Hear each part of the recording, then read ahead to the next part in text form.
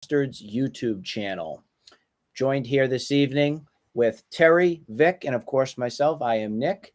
Our Twitter handles are underneath in our comment section here on our YouTube channel, so by all means hit us up if you have any kinds of things you'd like to talk Sox with us. Just quick, Red Sox lost again here in extra innings. We're here for the post-game show to wrap about what's gone on with this team and talk about some different takes that we have. So I want to lead it off first with Terry. Terry, first of all, welcome in. What'd you think of that game tonight? Well, the day started off with, let's see, Tristan Casas and Kike Hernandez losing their everyday positional jobs. Kike a lot less time at shortstop. Casas a lot less time at first base now. And that didn't stop the defensive woes and the mental errors, namely with Alex Verdugo. This game ends after 9 innings if Alex Verdugo slides into home. If he slides into home, it's game over because the Red Sox would have been up by 1. He wasn't paying attention to where the ball was. It wasn't hit too deep into, I think that was left center.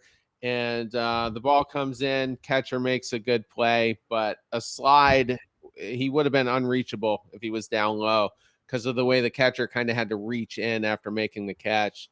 So it's just, and then a major defensive lapse on Verdugo. It bounces off the, the right field wall just after the pesky pull. He mishandles it. Then he bobbles it twice more. It leads to a triple for the Rockies catcher, probably one of their slowest runners. Just a miserable night for the Red Sox, and just not getting any better. Lots of mistakes.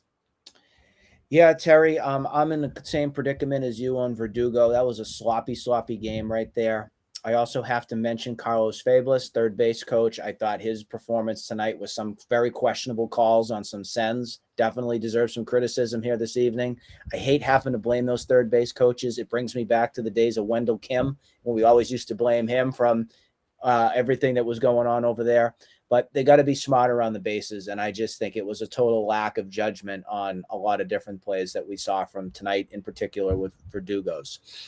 Vic, I want to add you in. First of all, welcome into the lovely YouTube channel here. What was your takes from tonight in the game? What was your overall feelings and take from the game? I think Vic's frozen. I think Vic got frozen again. So Vic, are we back? Yeah, I can hear you guys. Sorry, the connection's been spotty, but now I should be back now. Okay. Just overall take from what you saw from tonight's game. How you feeling after the loss? Yeah, I mean, it's I think I echo your sentiments both entirely. It's so hard to sit here and over the course of this season just, get to the point where you start moving away from blaming the players' performance and you start looking at the coaching staff, front office. But I mean, I think that's the point that I'm at right now as well. I don't want to say that I was a Chaim Bloom defender or Cora defender or anything like that, but I mean, it's getting hard to kind of defend some of Cora's moves in game. I agree with the same thing with Fablis at third. I thought that he started off great this season. My mind has definitely changed over the course of the last probably 2 weeks or so. And same thing, right? The hindsight is 2020, but you start seeing some of the talent on this roster.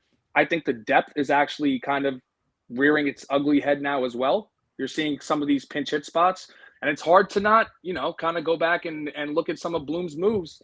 And again, right, the season's still pretty young, but no, it makes you think. And I think just one of the biggest takeaways from this game, and I think I mentioned it to both of you earlier, is just how the different facets of the game don't seem to click at the same time in the same game for this team.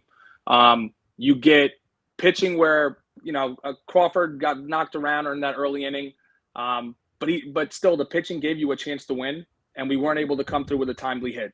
Earlier in the season, we're knocking the cover off the ball. We can't get a pitcher to go 6 innings to save their lives.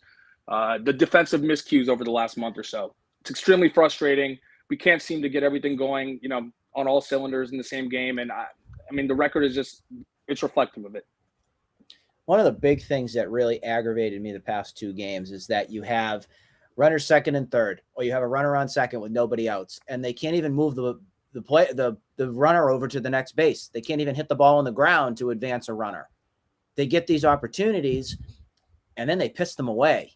Whether it's a phenomenal catch that the Rockies have made, and I do want to give credit where credit's due. I think the defense for the outfield for the Rockies this series has been tremendous.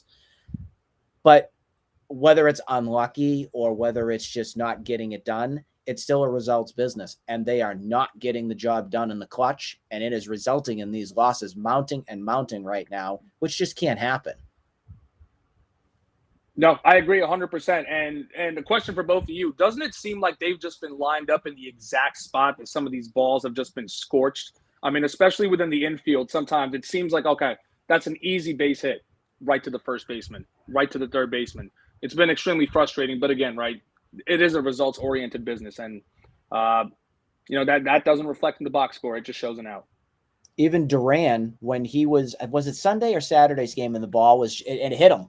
It hit him when he was running the bases. Just couldn't even get out of the way. I mean, you really can't get upset for him from it because he was already taken off with the pitch.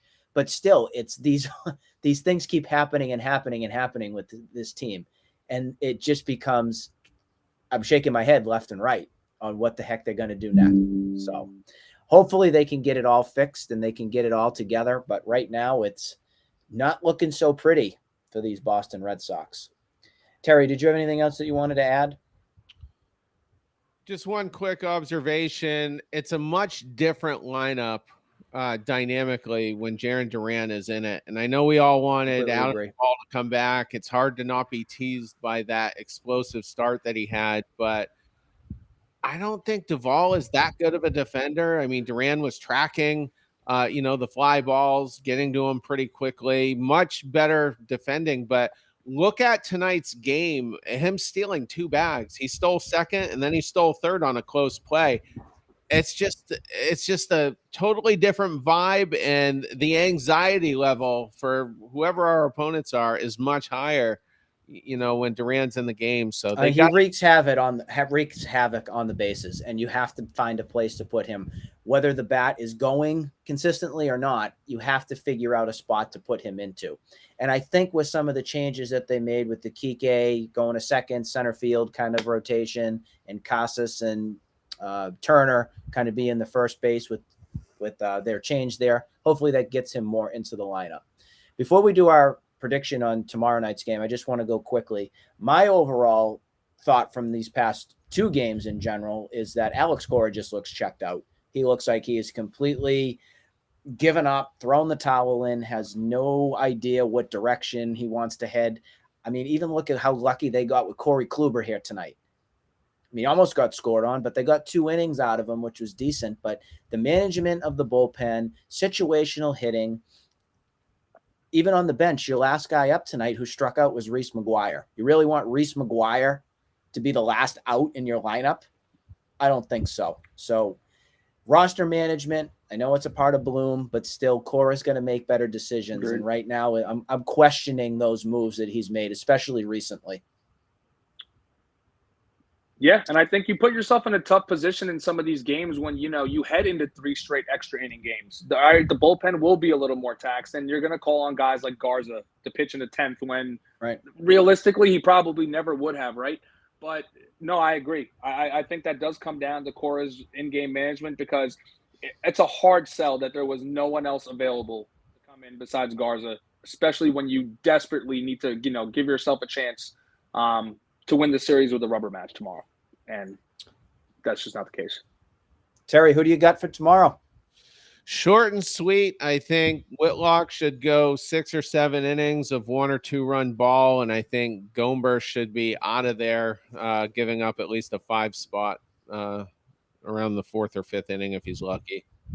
Vic, what are you leading towards? I agree with that as well. I think Whitlock pitches a gem. If there was ever a time to right the ship, so to say, it would be against someone like Austin Gomber. So going with the Red Sox win, hopefully around, looking like maybe a 7-2 win. I'm expecting some runs tomorrow. Crazy to say it, but I'm calling it a must win. If they don't win this, I don't know how confident you can be with how this team can get their acts together. This is a must win, get your act together kind of game. Whitlock needs to take the ball and shove it to the Colorado Rockies and deliver a nice win. That's going to do it here this evening for our Bastards of Boston YouTube channel. We hope you enjoy it. Go Red Sox for tomorrow night. We'll see you soon.